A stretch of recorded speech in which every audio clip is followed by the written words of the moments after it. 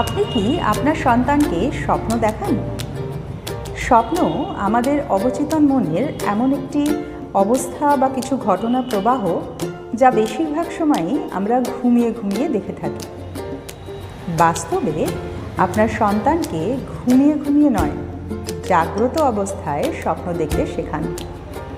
Former president APJ Abdul কালামের একটি coat খুব জনপ্রিয়। উনি বলছেন, স্বপ্ন সেটা নয় যা কিনা আমরা ঘুমিয়ে ঘুমিয়ে দেখি, স্বপ্ন সেটাই যা আমাদেরকে ঘুমোতে দেয় না। আপনার সন্তানের ছোট থেকেই তার যে ছোট ছোট গুণগুলো আছে সেগুলোকে নারিশ করুন। তার ছোট ছোট ভালো লাগাগুলোকে ভালোবাসায় পরিণত করতে উৎসাহিত করুন।